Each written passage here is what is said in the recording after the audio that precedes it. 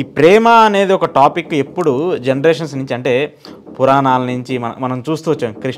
కృష్ణ అవతారం కానీ, రామ అవతారం కానివ్వండి, ఇప్పుడు ప్రజెంట్ ఉన్న మన కలియుగంలో కూడా ఇది మాత్రం ఎక్కడా మిస్ అవ్వని ఒక సబ్జెక్ట్. ఎన్ని జనరేషన్స్ మారినా, ఎన్ని యుగాలు మారినా, ఎన్ని తరాలు మారినా ఇది మిస్ అవ్వని సబ్జెక్టు. ప్రతి మనిషి అంటే బంధం నిలబడాలంటే అది కంపల్సరీ ఉండాలంటే ఒక తండ్రి పిల్లల బంధం కానివ్వండి, భార్యాభర్తల బంధం కానివ్వండి, లేదంటే ఒక యువకుల మధ్య ఉండేది కానివ్వండి. ఇది మిస్యూజ్ అవుతుంది అనుకుంటున్నారా, లేదంటే ఇద్దరి మధ్య కమ్యూనికేషన్ లేకుండా వాళ్ళు దాన్ని స్పాయిల్ చేసుకుంటున్నారు అనుకోవాలా? అది ఏంటంటేనండి, ప్రేమ వేరు, వ్యామోహం వేరు, కామం వేరు. ఇక్కడ ఏంటంటే చాలా తీవ్రంగా అది నాది అనే ఒక కాంక్ష. ప్రేమ అనేది ఎప్పుడూ అంత తీవ్రంగా ఉండదండి, ఆత్మీయంగా సానుకూలంగా ఉంటుంది. ఓకే, వ్యామోహము కాంక్ష మాత్రమే తీవ్రంగా ఉంటాయి.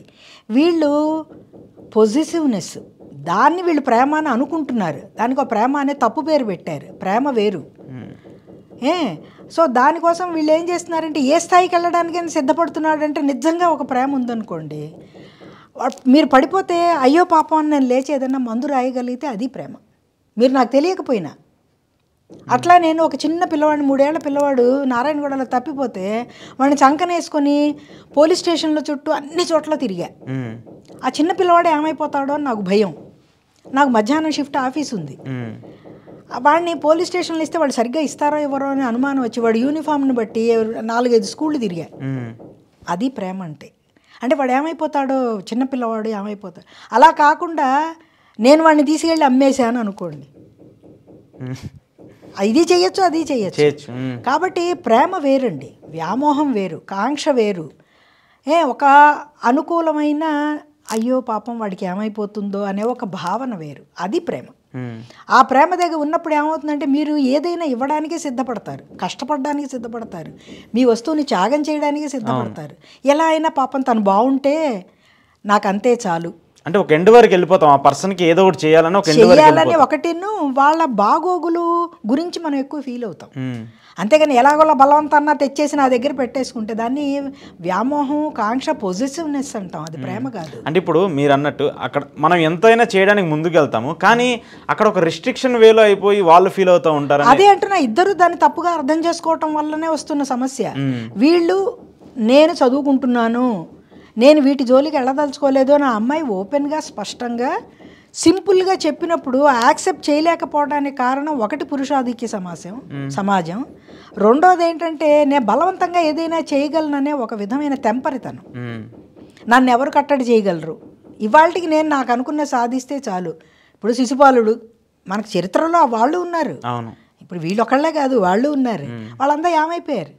ఇప్పుడు రావణాసురుడు ఉన్నాడు, రావణాసురుడు ఎన్ని గొప్ప క్వాలిటీస్ అన్నా ఉండనివ్వండి, రామాయణంలో అదే చెప్తారు, రాముడు అదే చెప్తాడు, ఆంజనేయుడు అదే చెప్తాడు.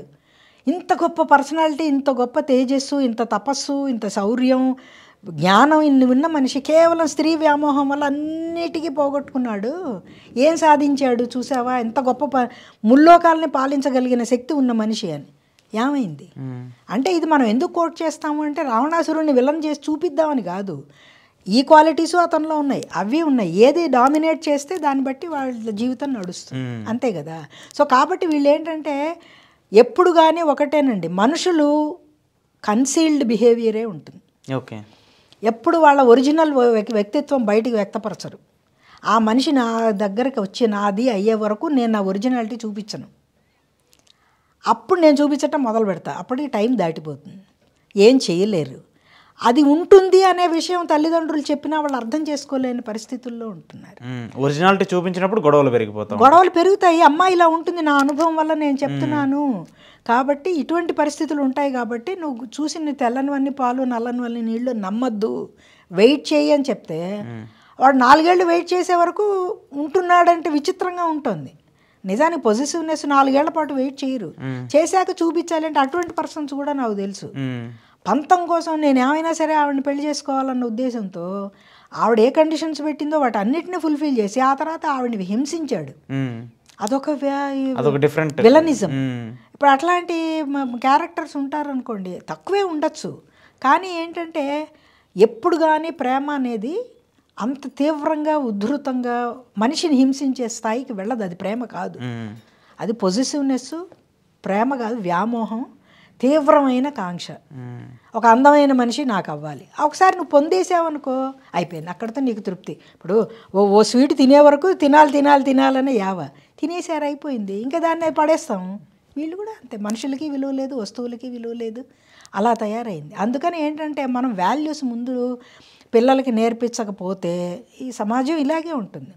ఈ తరంలో వినట్లేదు, చూడట్లేదు అని అనుకోవడాన్ని మనం చెప్పట్లేదు అనేది నా భావన. ఒక అబ్బాయి తెలుగు యూనివర్సిటీలో పిహెచ్డి చేస్తున్నాడు సామెతల మీద, ఒక అబ్బాయి. ఆ అబ్బాయి వచ్చి, మేడం ఇంత గొప్పగా ఇట్లా కథలు రాస్తారని అసలు తెలియదండి, సామెతల మీద భలే ఉంటున్నాయి మీ కథలు అని నాకు వచ్చి చెప్పాడు. ఆ అబ్బాయి ఏ తరం వాడంటారు? ఇప్పుడు పిహెచ్డి చేస్తున్నాడంటే డెఫినెట్గా అది ఉంది, ఆ భావన ఉంది, చాలా ఉంది. అది ఉందనే విషయం గుర్తించే పరిస్థితుల్లో ఎడ్యుకేషన్ ఇన్స్టిట్యూషన్స్ లేవు, కుటుంబము లేదు, స్నేహితులు లేరు. అదేమవుతుందంటే అలా పూర్వం ఇంటి పక్క ఆయన ఏదన్నా చెప్పాడు అనుకోండి, అయ్యో మనవాళ్లే కదా అని వీళ్ళు వినేవాళ్ళు. ఇప్పుడు ముందు తల్లిదండ్రులే యుద్ధానికి వెళ్తున్నారు, మావాడికి చెప్పడానికి నువ్వెవరని. మనుషుల్లో ఒక విధమైన అగ్రెసివ్నెస్ పెరిగింది. అది తగ్గితే కానీ మనకి ఈ సమస్యలకి పరిష్కారాలు దొరకవు.